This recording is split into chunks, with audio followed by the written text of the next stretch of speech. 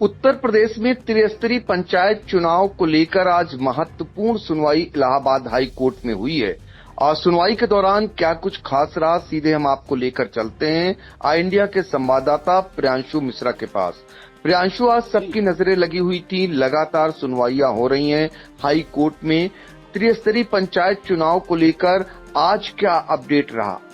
जी बिल्कुल सर, आपको बताना चाहेंगे और दर्शकों के साथ भावी प्रत्याशियों को भी, क्योंकि सबसे ज्यादा अगर इस सुनवाई का सर इंतजार था तो लाखों लाख भावी प्रत्याशियों को था, क्योंकि जो लगातार जो है धरना प्रदर्शन कर रहे हैं, महाआंदोलन कर रहे हैं, इसके अलावा आवरण अनशन पर भी वो बैठे थे कि उन्हें ये उम्मीद थी कि इलाहाबाद हाईकोर्ट कहीं न कहीं कोई ऐसा आदेश सुनाएगा जिससे पंचायत चुनाव की तारीखों का ऐलान होगा। लेकिन सर हम सुनवाइयों में लगातार देख रहे हैं कि जैसा सरकार चाह रही है कुछ वैसा ही होता जा रहा है। लगातार सुनवाइयां हो रही हैं। पिछली 14 अगस्त को जब सुनवाई हुई तो तारीख 17 अगस्त लगाई गई, फिर अचानक से तारीख 19 अगस्त लगा दी गई। आज सर जो 19 अगस्त को सुनवाई हुई है उसमें मैं सबसे पहले बता दूं कि जो सुनवाई हुई है इलाहाबाद हाईकोर्ट की डबल बेंच में, जिसमें न्यायमूर्ति अजीत कुमार और न्यायमूर्ति गरिमा प्रसाद की बेंच में ये सुनवाई हुई है। और ये सुनवाई किनकी याचिकाओं पे थी ये भी मैं बता दूं। दरअसल जो लखनऊ हाईकोर्ट में याचिकाएं दाखिल हुई थी उन्हें भी सरकार की एमलगेशन एप्लीकेशन पर इलाहाबाद हाईकोर्ट में ट्रांसफर किया गया था।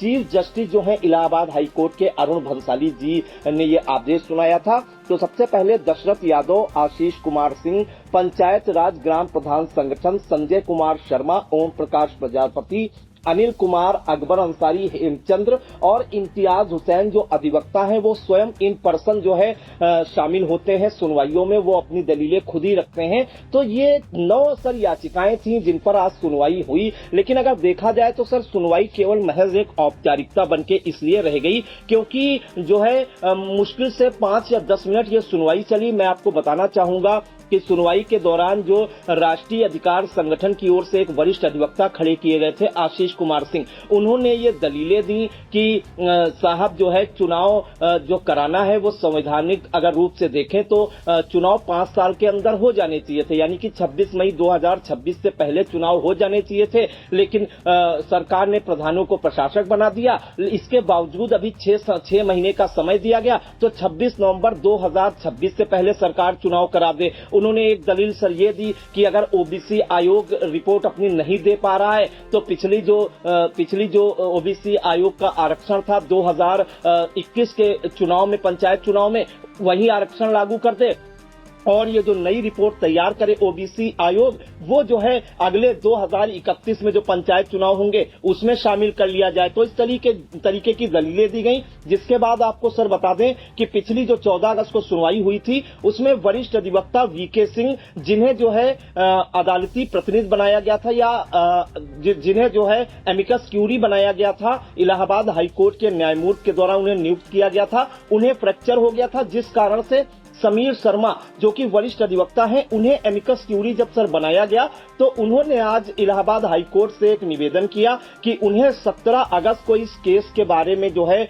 पूरी जानकारी हुई है। अभी वो इस केस को पूरी तरह से समझ नहीं पाए हैं, उन्हें थोड़ा वक्त चाहिए इस पूरे मामले को समझने के लिए। उसके बाद वो जो है अदालत को कुछ मदद कर पाएंगे अदालत की और कुछ सही निष्कर्ष पे पहुंचेंगे। तो उनके अनुरोध पर कहीं न कहीं इलाहाबाद हाईकोर्ट के जो दोनों जस्टिस थे सर, उन्होंने अगली तारीख 24 अगस्त सोमवार को मुकर्रर की है, यानी कि इसकी जो अगली सुनवाई होगी इस मामले की महत्वपूर्ण सुनवाई 24 अगस्त 2026 को होगी। लेकिन हम सब देख रहे हैं कि इसमें लगातार जो सुनवाइयां हो रही हैं उसमें कहीं न कहीं प्रधानों को जो है बड़ी राहत मिलती हुई दिखाई दे रही है। जैसे जैसे तारीखें बढ़ती हैं प्रधानों को राहत मिलती जाती है कि वो तो प्रशासक के रूप में नियुक्त किए ही जा चुके हैं और जो भावी प्रत्याशी हैं उनका इंतजार बढ़ता जाता है और साथ ही साथ उनमें आक्रोश भी बढ़ता जा रहा है। तो मोटा सर जो आज करीब 10 मिनट की सुनवाई हुई उसमें आशीष कुमार सिंह जो वरिष्ठ अधिवक्ता है राष्ट्रीय अधिकार संघ की ओर से खड़े हुए, उन्होंने 2-3 दलीलें दे दी।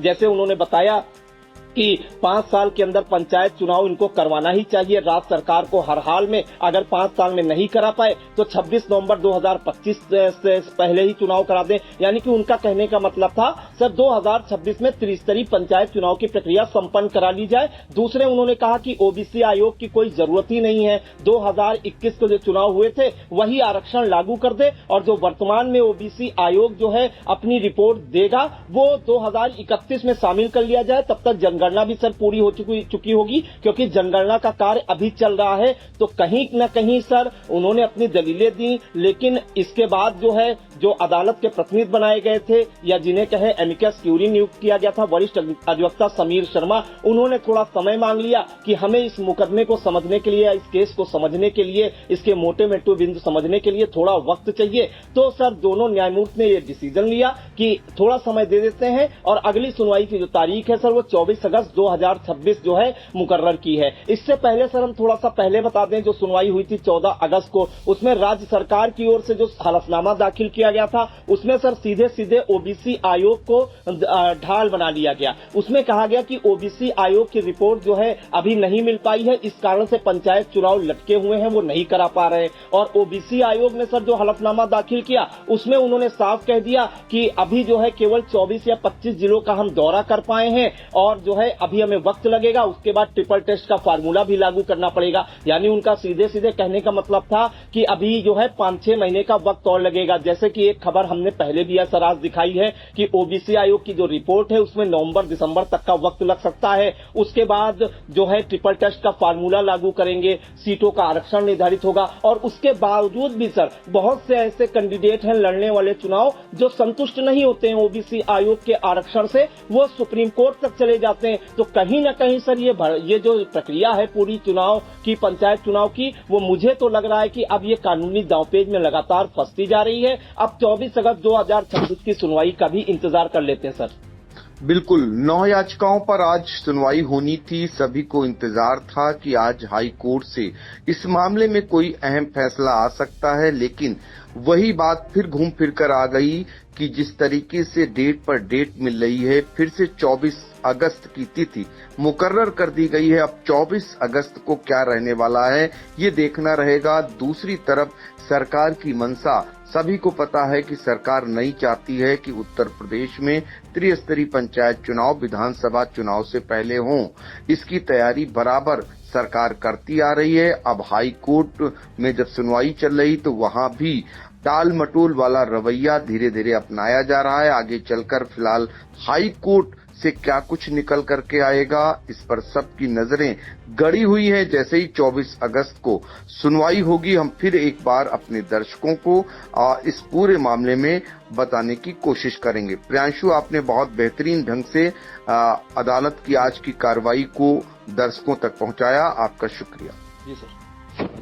कभी कभी एक छोटी सी विजिट एक बड़ी सी तब्दीली ले आती है, लेकिन हर घर में कुछ छोटी कमियां छुपी होती हैं, जैसे ये सीलन जो पुरानी लकड़ी की खिड़की से आती है, और बाहर का शोर वो तो बातें भी रुकवा देता है।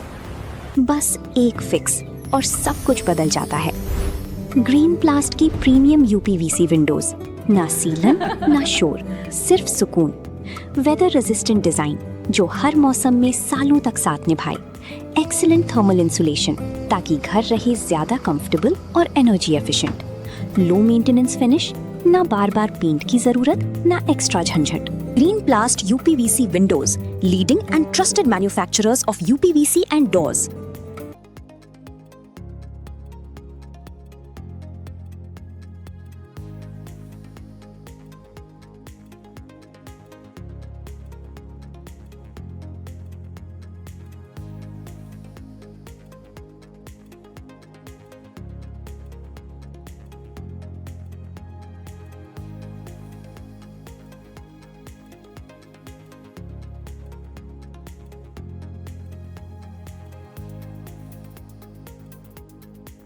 चुनावी समर में आया इंडिया का महासर्वे, विधायकों का रिपोर्ट कार्ड, जनता जनार्दन देगी नंबर। टिकट से पहले भरोसे की बाजी, 5 साल के इम्तिहान का परिणाम, काम या सिर्फ वादों का जंजाल। आप अपने विधायक को फिर देना चाहेंगे एक और मौका?